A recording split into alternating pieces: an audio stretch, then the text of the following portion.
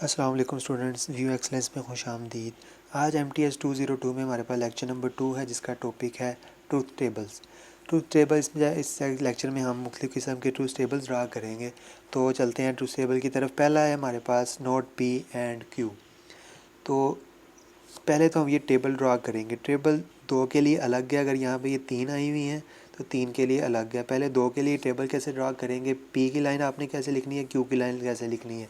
ये सारे truth table अगर 2 वेरिएबल्स होंगे P और Q तो उसके लिए हमारे पास यही पैटर्न चलेगा। आगे जो कंडीशन होगी उसके मुताबिक चेंज करेंगे, लेकिन ये जो P है वो कैसे होगा, ट्रू ट्रू फॉल्स फॉल्स, यही पैटर्न रहेगा जब भी 2 आ जाएँ आपके पास वेरिएबल। तो यहाँ पे TT है, FF है, और यहाँ पर Q के कैसे होगा, Q आएगा TF TF। तो ये 2 लाइंस ऐसे ही रहेंगी जब हमारे पास 2 वेरिएबल्स आ जाएंगे।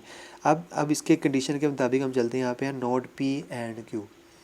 अब पहले नोट P निकालेंगे। नोट P में हमने पढ़ा था कि ट्रू फॉल्स हो जाता है और फॉल्स ट्रू हो जाता है, तो हमने ये ट्रू फॉल्स लिख दिया है, ट्रू फॉल्स, ये फॉल्स ट्रू, ये फॉल्स ट्रू लिख दिया। अब नेक्स्ट है नोट P एंड Q। तो एंड में हमने कंडीशन पढ़ी थी कि जो दोनों टी होते हैं वो जस्ट टी आएगा, बाकी सारे एफ़ आएंगे। अब ये और ये दोनों टी हैं, नोट P और Q को देखना है। तो ये दोनों, ये ट्रू है, ये ट्रू है, तो ये दो जो ट्रू होंगे वही ट्रू आएगा, बाकी सारे फॉल्स आ जाएंगे। तो ये हम इस तरह टेबल बना लेंगे। नेक्स्ट आ गए हैं 3 वेरिएबल्स, P Q R भी यहाँ पर इंक्लूड हो गया। तो P के अब पैटर्न क्या होगा, ये 3 लाइंस जो हैं अब कैसे बनाएंगे। P में जो होगा, P में आपने लिखना है पहले 4 ट्रू, फिर नेक्स्ट 4 जो है वो फॉल्स। ये P के लिखने का तरीका आ गया। नेक्स्ट है Q के लिए। Q के लिए क्या होगा, TT FF, 2 ट्रू 2 फॉल्स, फिर 2 ट्रू, फिर 2 फॉल्स। इसी तरह R के लिए क्या है, R के लिए true false, true false, true false, true false. इस तरह हम इसके बना लेंगे। और ये 8 होते हैं और उधर हमने 4 बनाए थे। तो अब इसको हमने सोल्व करना है। इसके लिए इसकी वैल्यू निकालनी है कि इसके लिए क्या वो बनेगा। तो यहाँ पर है ब्रैकेट, पहले ब्रैकेट सोल्व करते हैं। तो ब्रैकेट में पहले आपके पास नोट R, तो नोट R पहले फाइंड करेंगे। नोट में हम क्या करते हैं, जो ट्रू हो जाता है, ट्रू होता है वो फॉल्स हो जाता है, जो फॉल्स होता है वो ट्रू हो जाता है। इसी तरह हम सारे कर लिए। नेक्स्ट है Q और नोट R। Q और नोट R और में हमने पढ़ा था कि जो दोनों फॉल्स होते हैं, वो जो दोनों फॉल्स होते हैं वो जस्ट फॉल्स होते हैं, बाकी सारे ट्रू हो जाते हैं। Q और नोट R को देखना है।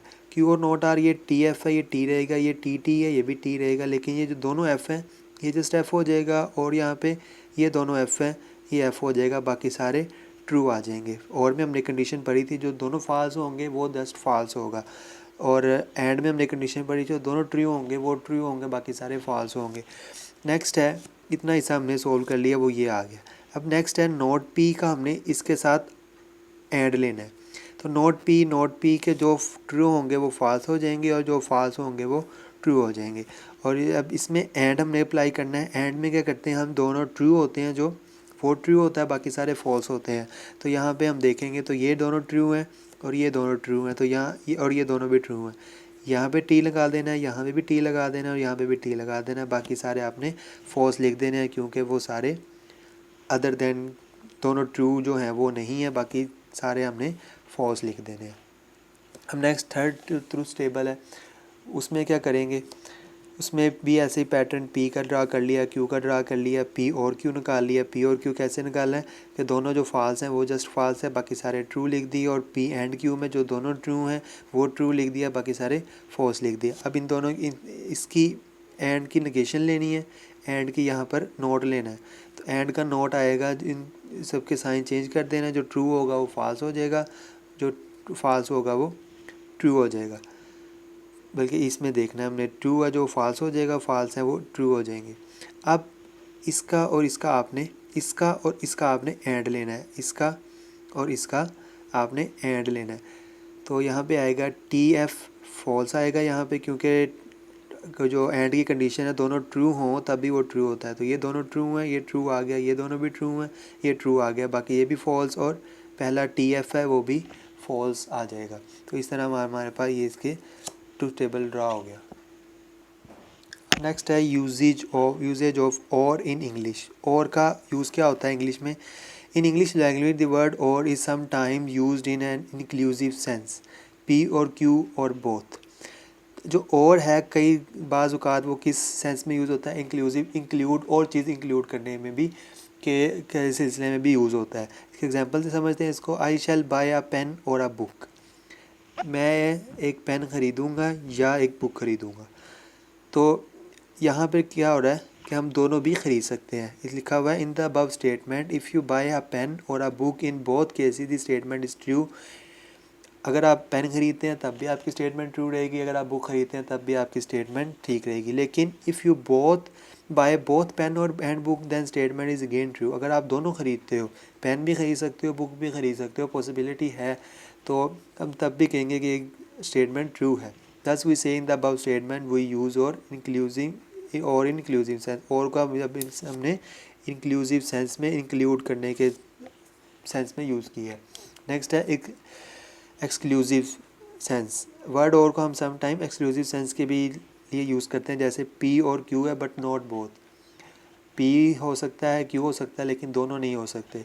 अब यहाँ पे एक स्टेटमेंट लिखी है tomorrow at 9 I will be in Lahore और इस्लामाबाद।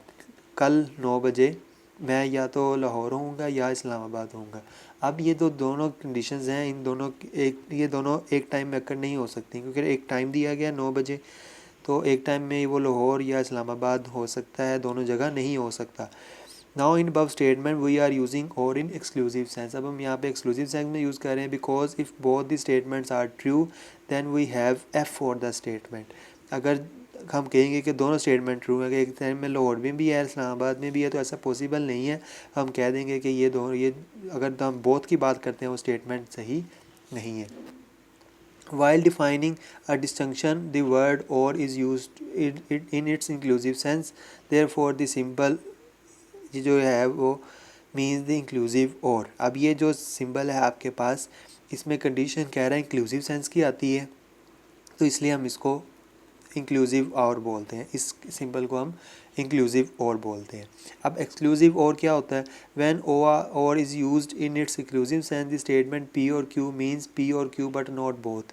जब हम एक्सक्लूसिव सेंस में यूज़ करते हैं तो पी और क्यू होता है, या तो पी होता है या क्यू होता है। तीसरा इसका कोई सेंस नहीं है, दोनों कोई नहीं होंगे। और P or Q but not P and Q, या इसको इससे ऐसे भी कह सकते हैं, लेकिन पी या क्यू होंगे, पी एंड क्यू दोनों नहीं होंगे। विच ट्रांसलेट सिम्बल्स एज। अब इसको हम ट्रांसलेट करते हैं पी और क्यू। ये पी और क्यू आ गया। And not P and Q. अब इसको हमने ट्रांसलेट कर लिया इनटू लॉजिक या symbol. It is abbreviated as P. इसको एक्सक्लूसिव और बोलेंगे या एक्स ओ आर इसे बोलते हैं। ये साइन है एक्सक्लूसिव और का लॉजिक्स में। अब है ट्रूथ टेबल फॉर एक्सक्लूसिव और। एक्सक्लूसिव और के लिए हम ट्रूथ टेबल ड्रा करते हैं। तो पहले पी का लिख लिया, क्यू का लिख लिया, T T F F and T F. अब एक्सक्लूसिव और कैसे हम यूज़ करते हैं? एक्सक्लूसिव और अगर आप इस तरह देखो, पहले ये टेबल देखो तो पहले आपको आसानी होगी ये समझने की, नहीं क्योंकि ये थंब है, ये सारा इस चीज़ को डिफ़ाइन कर रहा है। तो ये चीज़ हम पूरी पहले फाइंड करते हैं यहाँ पर। तो ये होगा टी टी एफ एफ आ गया, टी एफ आ गया। अब P or Q, P and Q निकाला, जैसे आपने पहले निकाल चुके हो तो मैं दोबारा नहीं बताऊंगा। अब नॉट पी एंड क्यू, ये भी आप पीछे निकाल चुके हो। कैसे निकालेंगे?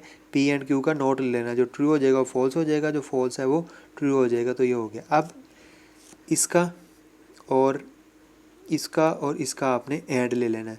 तो एंड में हम क्या करते हैं, जो दोनों ट्रू होते हैं वो ट्रू हो जाते हैं। ये दोनों ट्रू हैं, ये दोनों ट्रू हैं, वो ट्रू हो गए। बाकी जो दोनों ट्रू नहीं है वो फाल्स हो जाएंगे। तो ये जो है वो इसके इक्वल आपके आ जाता है। तो इसकी ये शॉर्ट फॉर्म लिखी हुई है। टी टी होगा तो एफ़ है, और या फॉल्स होगा दोनों तो एफ़ है। इससे आप सिंपली ये भी कह सकते हो कि जब दोनों कंडीशन आ जाएं तब फॉल्स होगा, एफ़ फॉल्स होगा, क्योंकि दोनों कंडीशन एक साथ नहीं होती। या तो वो एक बात सही होती है या दूसरी बात सही होती है। अगर आप इसको उसमें इस सेंस में समझो 9 AM वो लाहौर और इस्लामाबाद के, अगर मैं लाहौर हूँ तो बात मेरी ठीक है, तो अगर उसी टाइम मैं कह रहा हूँ इस्लामाबाद हूँ तो मेरी बात टोटल उसका रिजल्ट क्या निकला कि वो फॉल्स है। अब अगर मैं कहता हूँ कि मैं लाहौर में हूँ तो मैं इस्लामाबाद में नहीं होऊंगा, तो ये बात सही है। अगर मैं कहूँ कि मैं लाहौर में नहीं हूँ, इस्लामाबाद में हूँ, तो ये भी बात सही है, लेकिन अगर मैं कहूँ मैं दोनों में नहीं हूँ तो वो जुमला फिर भी वो फॉल्स हो जाएगा।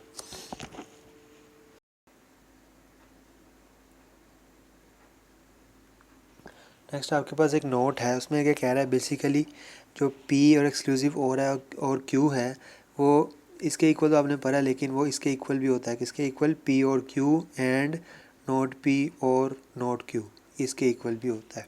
नेक्स्ट टॉपिक है आपका लॉजिकल इक्विवेलेंस। अच्छा, ये जो साइन है ना आपका ट्रिपल जो लिखा हुआ है, इसमें इसका मतलब इक्वलेंट होता है। नेक्स्ट है logical equivalence. If two logical expression have the same logical values in the truth table then we say that the two logical expression are logically equivalent। अगर दो उसका लॉजिकल वैल्यू उसका आंसर सेम हो लेकिन दोनों false हों या दोनों ट्रू हों तो हम कहेंगे कि वो दरअसल एक ही चीज़ है, दो चीज़ें नहीं हैं। In the following example, not P is logically equivalent to P, so it is written at not P is equivalent to P. ये जो लॉजिकली इक्विवेलेंट टू पी होता है, इसके जैसे आपने प्रूव किया हुआ है इसका पी और not P, P T F लिखा हुआ है, नॉट पी आपके पास एफ टी आ जाएगा फॉल्स ट्रू में और ट्रू फॉल्स में चेंज हो जाएगा। अब नोट पी का दोबारा नोट लेना है तो फिर एफ टी में चेंज हो जाएगा, फिर टी एफ में चेंज हो जाएगा। मतलब इसका आंसर सेम आ गया। इसका मतलब हम कहेंगे कि पी इक्वलेंट है नॉट पी के, या डबल नेगेटिव पी के। नेक्स्ट है आपके पास री right in a simpler form. अब ये तो लॉजिकल फॉर्म थी, अब सिंपल फॉर्म आ गई है। क्या आ गई है? It is not true that I am not happy. ये बात सही नहीं है कि मैं हैप्पी नहीं हूँ। इसमें क्या है, इसमें सोल्यूशन इसका कैसे किया हुआ है, let P is equal to I am happy. P है मेरे पास, ये कंडीशन आई एम हैप्पी, ये नॉट पी लिखा हुआ है तो ये आई एम हैप्पी है। अगर नॉट पी कहूँगा तो ये हो जाएगा आई एम नॉट हैप्पी। इसी तरह नॉट पी, अब ये नॉट ट्रू है तो not P it is not true that I am happy. ये बात और ये बात एक ही चीज़ है कि मैं हैप्पी हूँ, या ये बात सही नहीं है कि मैं हैप्पी नहीं हूँ। तो ये आई एम हैप्पी और it is not true that I am not happy, ये दोनों चीज़ें सेम हो गई। Sense is the given statement is equivalent to I am happy. ये स्टेटमेंट आपके इक्वलेंट आ जाएगी आई एम हैप्पी के। नेक्स्ट है शो